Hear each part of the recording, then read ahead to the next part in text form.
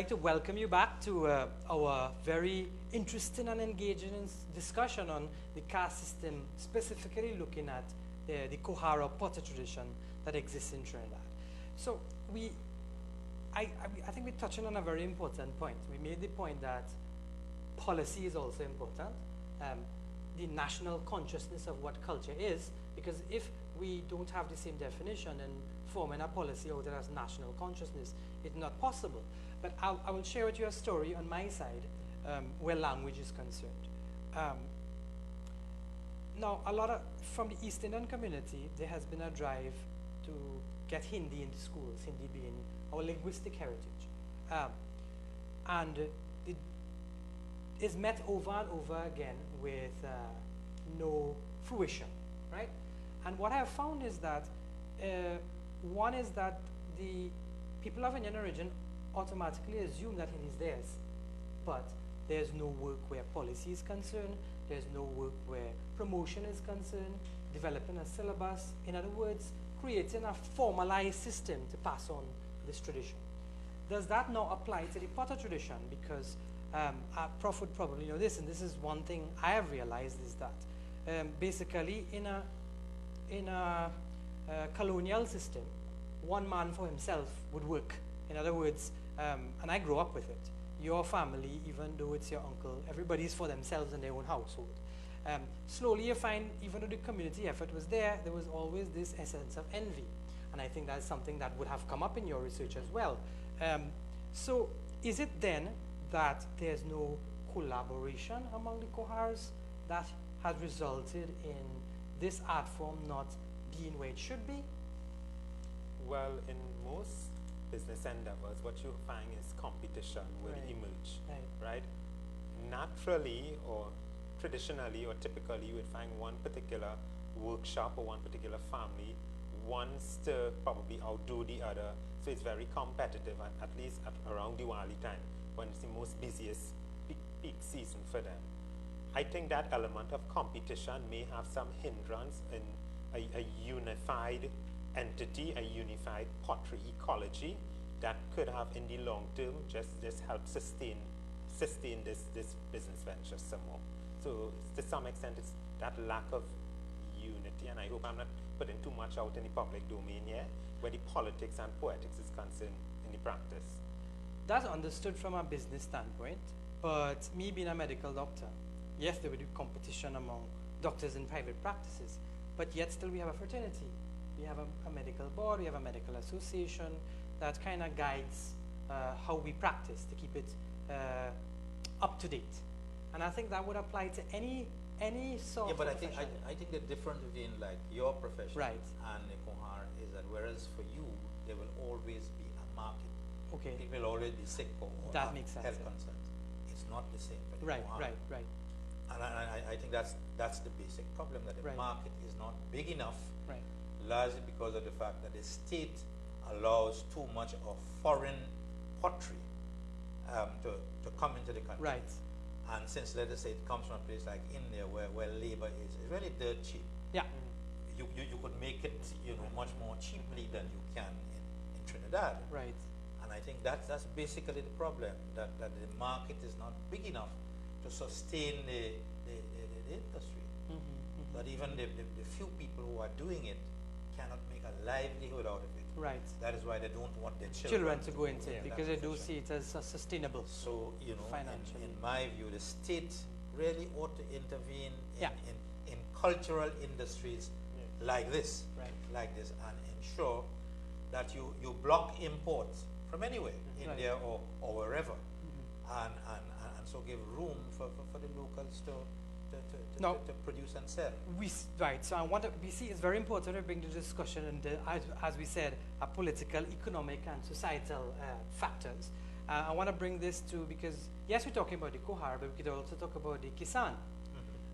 I remember once doing research with the last sugarcane farmer in Barakpur, and he does production of especially molasses, but again, for the same policy we're talking about, he doesn't find a market. So let's bring that into the conversation. So he has had to shut down his refinery. Right. he went to India, you know. Right. He went to Uttar Pradesh and got really up-to-date machinery. Right. Which he has installed in Parampara. Right. And now he has to collapse the whole setup. Right. Largely because, again, of the absence of state policy vis-a-vis these local production. And I can tell you, his molasses was excellent. Right. Was really very excellent. Mm-hmm. And yet, national farmers did not, buy his molasses. Right. They imported molasses from other places. Right.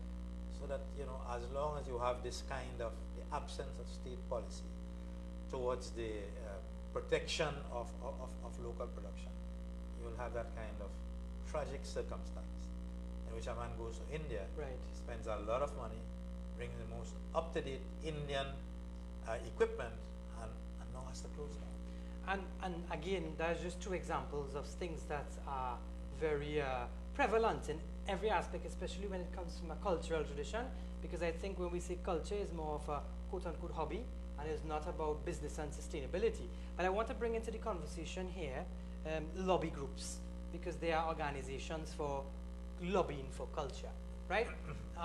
Unfortunately, sorry to say, but in Trinidad and Tobago, we have the idea that culture is essentially just a stage performance, whether it be carnival, whether it be a Diwali show. Song and dance. Song and dance. Song and dance. Right. But culture is more than that. Yeah. Culture is what we spoke about. Everyday lived experience. The work of the potter, the work of the kisan, the work of the sportsman and the politician, right? Yeah. So, one, does the NGOs for culture have a role in helping the artisans, where it's an aspect of culture, to create that market that seems to be very hard to come by now? Yes, they definitely have a role. They definitely have a role. And more NGOs should come to the rescue of these cultural occupations. But as we said a minute ago, that we look at culture as song and dance. Song and dance. And that's a very poor, inadequate interpretation of the word culture. Right. So what one has to do is to really apprise the society that culture is not just song and dance, that culture is manifested in so many other ways, and we are talking about practical ways. Yes, pragmatic. Industrial ways, things that can build up the economy, things that can provide further employment for people in the cultural area. And sadly, now the same thing is happening in the steel pan industry. Right. So much of the best steel pans are produced now in Ohio. Right. In North America right. and so on. And it really hasn't developed as a big industry here, right. which is where it ought to have developed. We created steel pan. Yes. And yet the Americans are having courses and universities that teach steel pan and import Trinidadian to teach it there and to make steel pan, and we are not capitalizing on a cultural industry like that. And I have always thought about this. I have another question time-wise with the ritualism of the Kohar we'll bring into it. But just to finalize this aspect of the discussion, then what is a hindrance for that understanding of the average Trinidadian about identity? Well, culture in the context of identity, but also culture within the context of material culture. Exactly. What is the hindrance in us understanding that? Because you see, the British, I mean, they were responsible for telling us that culture is not those things. Right. It's your song, because they wanted to keep us like that. Yes. Keep us in that song and dance. Yes. And they would handle industry and right. Material culture. No, they would do that. That's not your job. Right. So they molded us, they socialized us into this wrong concept of the meaning of culture. And we have just continued to live on that. So what I think we now have to do is to widen the interpretation of culture in the way that the British have done. Right. And I mean, in their country, culture is everything. Yeah. It includes all the material things. They give grants for everything. They include all of that in their tourist industry. Right. The material culture, because they never had any doubt about what culture is. But they told us, we will handle all the material aspects. So far as you are concerned, culture is song and dance and just social things. And we have been stuck in that, whereas they have moved ahead. They have moved ahead in all the other areas. And this brings to the fore the call for the President of Trinidad and Tobago, which was endorsed by the Minister of Education, that the education system itself needs to change. Right. That is where the change in ideology and perspective of the nation comes in. I want to bring in Richard here because, as we all know, any practice within, from our experience, it doesn't mean that is unique to us, but any practice with a day-to-day activity like the Kuhar has a lot of symbolism in it, religion and rituals. Rituals even extends to songs, because I know of Ahir, which is the cowherder caste that would sing the Biraha tradition. So could you bring that now from a perspective of the Kuhar? First and foremost, like any other ritual in Indian culture and Hindu belief system, you have ritual song. You have the birth of a child. You have the Sohar. Yeah. You have somebody's getting married. You have Viva Sanskar. You have ritual songs for that. For the Sindur Dan, the walking around on the fire. Rites of passage, we call it. Yeah. Yeah. So pottery practice is no different. You have ritual song. However, through my research, I've recognized that we've lost the language. Right. And as a result of that, I think we have also lost the ritual sound that goes with pottery manufacture. Right. Right? However, the Kohars in Rio Claro have realized that they still, give some type of respect and adoration for their pottery wheel, right? Their potter's wheel. They would arty the potter's wheel, they would offer a flower there because they realize, okay, this is what is responsible for me making a living, a livelihood and income.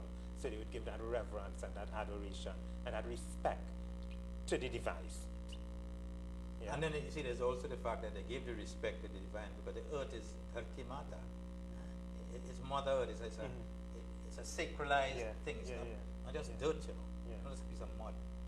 It is ascribed her to be a divine being. The earth is a divine being. Yeah, Mother Earth. Yeah, and that is why they, Charhave Jal, before they do their ceremonies. Indeed, we have a very exciting discussion going on, but we must leave some room for our sponsors.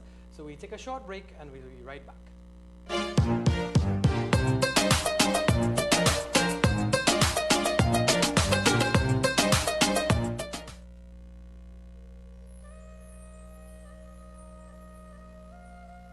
Are you having a Ramainya Gya of the religious or cultural event? Then we can have it recorded and broadcasted on ITV and IU Radio.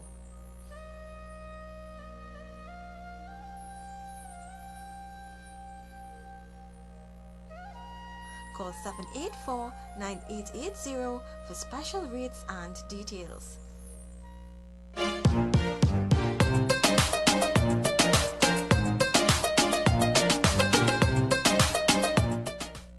Welcome back to a very interesting discussion on the caste system and the Kuhar tradition in Trinidad and Tobago, the Kuhar being the potter. Prof. Samaro brought in something very important and special, at least to me, because he spoke of the earth and ritual. That's something I know. And the sanskars we spoke about always go back to worshipping the earth, right? And I remember that's where I brought in the Kabir Saki, because, and language you said was also it is lost in our tradition. But when I went to Suriname to interview the potter there, the first thing he started off with was with that Saki. So, and he spoke the language because I interviewed him in Hindustani because he didn't speak English. But it was very interesting to see how maintaining a language has helped to maintain some of the traditions where Suriname is concerned. But he also emphasized this ritualism and reverence of the earth. Bringing that into perspective, as let's look at the process of making the pots. Okay, so it's a series of procedures and steps. So it would start by the potters, the Kohar, sourcing the clay. Usually clay is sourced in casting field. They would retain the services of a backhoe to dig the clay, right? After which it would now be offloaded at their workspace. When it's deposited there, they would wet the clay and they would perform an act known as dancing the clay. Dancing the clay is really the colloquial term to say you're wedging or you're kneading the clay, like you need That's the flour. actual process in pottery. So it's like how you have dancing the cocoa, cocoa dance, you dance the clay. So it's you walk barefoot, you wet it, so you knead the clay. And when you knead the clay, you get rid of any air pockets, any air bubbles out of the clay, because you don't want that in. That would just make the vessel shatter when it goes to fire. After you wedge the clay or knead the clay, it is then inserted into a device called the pug mill, right? Technology at its best. The pug mill was made by the co-house from recycled car parts, right? A motor, compressor, etc. And what the pug mill does, it compresses the clay in tighter particles, and it deposits it into lumps. When you get that lumps, they call it a gunda. You put that lump on your potter's wheel, which is also made from recycled car parts, as in the case of Chase Village. They don't use made in China or made in America. They actually build these things. They build their potter's wheel from car parts. From car parts, which is which is very innovative, I'd say. From the gearbox, the handle, and that kind of thing. So I mean that's a very interesting dynamic there. Apart from making vessels, so you're able to make the apparatus to make the vessels. To mechanize the whole process. Yeah. And so that goes to the conversation where we talk about reinvent the tradition to be relevant and function in a modern context. In a modern space. So just to continue, so after you put the clay through the pug mill, you collect it in lumps, and then you place it in your potter's wheel. And it is there you actually start forming your objects. What was interesting to me is that the same technique of throwing, which is known as stack throwing, is what the co-house do in Chase Village. And that is exactly the same technique used in the rural villages of UP and Bihar. That method of stack throwing. And what stack throwing is you throw a lump of clay on your potter's wheel, and from there you individually make your several dias coming from that one lump of clay. In the West, if they are making several vessels, they would just throw sufficient clay on the wheel, just enough to make that vessel, pull it out, and put another block. Which is very interesting. So I found it very refreshing how he was able to have that tradition still alive. And it speaks of the uniqueness of the art form, where the people of Indian origin are concerned. Now you mentioned certain technical terms where pottery is concerned as a profession. I know in other traditions there would be names from Hindustani for this. Have you encountered that when you interviewed the potters? Did these names for what you use the English term for? Did they know? The gunda was one, so but throw-in used throw-in and so they weren't too accurate with the terminology. Like I said at the beginning, we've lost the language, right? So I would have had to speak to an elder, and that person might have been able to elicit some of the Hindustani terms to describe the vessels and the different techniques used. So not really. I mean, traditionally you have the Khalsa, Parai, the Lobandani, the Chulha, Kutia, and I think that is about it. But to delve deeper and get to the more detailed, the nuances, because Khalsa is just one example of a vessel. So you can have a jata, which is another example.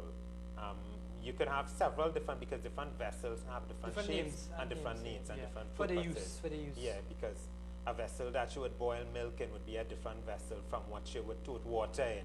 What I want to ask you, and then I'll go to Prof after, because we basically coming to the end, is do you know the word throw-in? What's the root? Which word is throwing? Throwing. Yeah, it's not to actually throw. But I haven't done any research on the etymology of the term. Of throwan, from Anglo-Saxon, which means to curve and to create. No, Anglo-Saxon, which would be German, throwan, the German root. So it comes throwing from throwan, which is Anglo-Saxon too. So I want to bring this conversation now into a very pertinent point of discussion. A lot of times we find, especially my experience and probably Richard as well, in the education system in at least Trinidad and Tobago, the caste system is really not looked at. It is always given the sense of being archaic, being irrelevant, especially from my perspective, Western perspective and Western education. And a lot of times I've found myself in discussions among Hindus and outside that where it is condemned outright. From this discussion, we see how very important it is to maintain an artisan craft, which comes caste system. A functional class system. Yes. Like an ecology. Yes, in India, which led to the proper ordering of the society. And then we did mention that that is not unique to only the Indian civilization. It exists in all civilizations. Yeah, some but, strata. Yeah, but I would say it is perfected in the Indian civilization. Okay. It is really, it reaches its maturity more than in most other societies. Now, the focus on this program is giving things a modern relevance, right? Now, we started off this saying that, well, at some point earlier, there was no institution of learning, so the family was really that institution. The artisan had nobody else really but his offspring to pass it on to, because they would live in that that way of life. Bringing into context the role of universities and now institutions of learning, would you say that has now brought irrelevance to the caste system, so that I'm maybe be of the Sonar caste, and now we look at the negativity being associated with certain caste activity for the sake of earning? Could I now say, well, I have a business plan where I could probably do pottery, and I could go to a trade school, a university, or whatever it might be, to learn the art, not being born of the caste, but now being able to practice it. And I've seen it in India when the High Commission had brought artisans as well. Some of them admitted that they weren't born into this caste, but they were able to learn the art form. So bringing that into context and relevance in Trinidad and Tobago, then we see the importance of maintaining and basically having institutions. But now that we have institutions of learning, do you think that it would be now important, or would it be archaic now that we would now maintain these traditions in families? Yeah, I think the fault for that, the fault of our ignorance about caste, the real fault is that the academy, the West Indian Academy, the universities, the secondary schools and so on, have never taken up such studies seriously.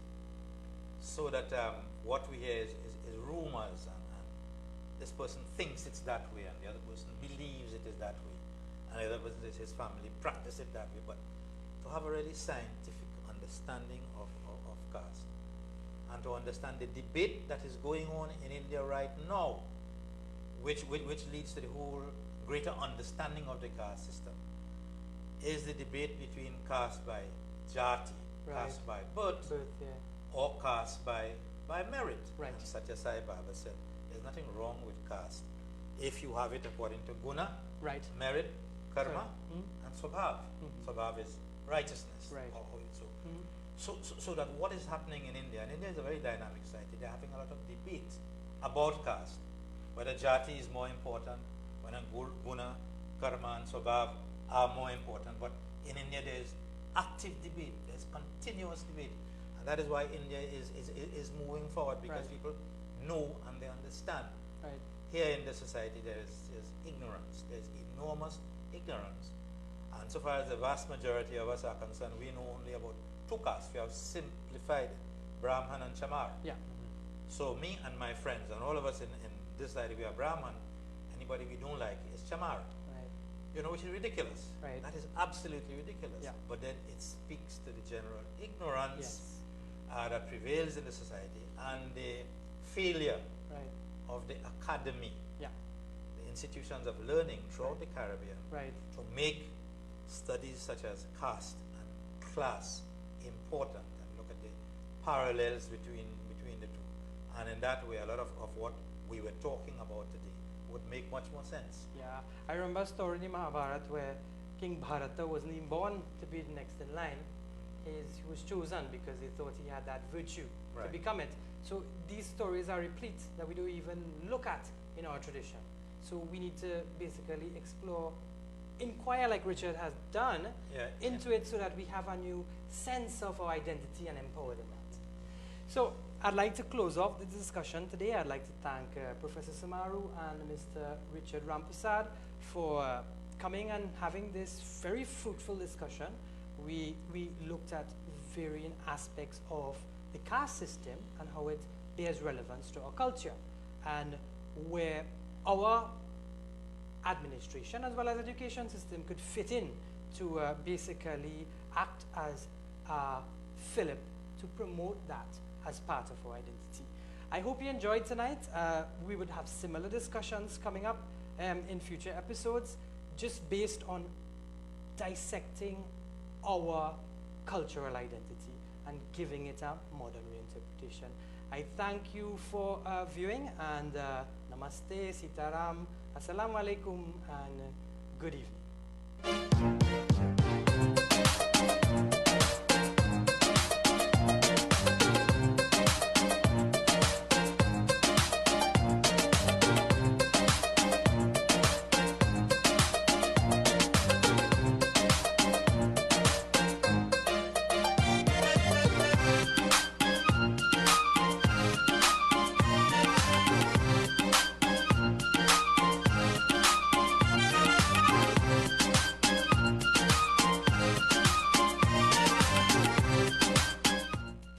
We all want to save money without compromising on the best quality insurance coverage.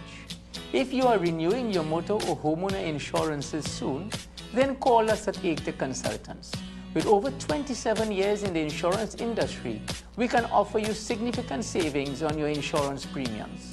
As agent for Guardian Group, we assure you the best quality coverage at a very competitive price. Email us at ektagroupmail@gmail.com. Hi, I'm Bina Mahiz, inviting you to join us on our program From Darkness to Light. Every weekday at 11 a.m. we will discuss current and cultural affairs, share news from around the world impacting on our diaspora, highlight community events, showcase Bollywood and local hits, present an uplifting inspirational segment, and much, much more. We would also have experts in various disciplines sharing with us their thoughts and expertise. In our call-in segments, we encourage you to share your thoughts and opinions on major issues affecting you. Join us right here on IETV every weekday at 11 a.m. where we educate, enrich and entertain from darkness to light every weekday at 11 a.m. As always, always be proud of your heritage. Always be sincere in your devotion. Always be uncompromising to your faith. It must always be Anchor Core Brand Ghee. Anchor Core Brand Ghee is the original and only ghee that is trusted for generations and is used and endorsed by elders and religious leaders such as myself for their devoted years. Always be true to tradition. It must always be Anchor Core Brand Ghee, now available nationwide.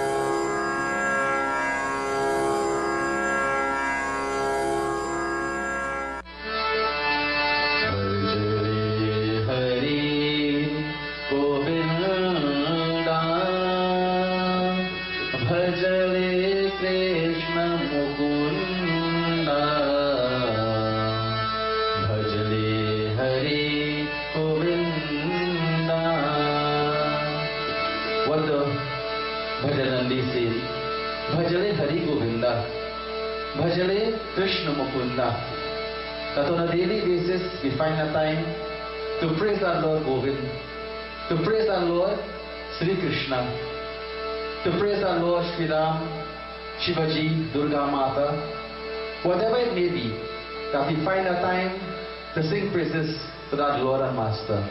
Why? Let us listen. Bhajri Hari Govinda, Bhajri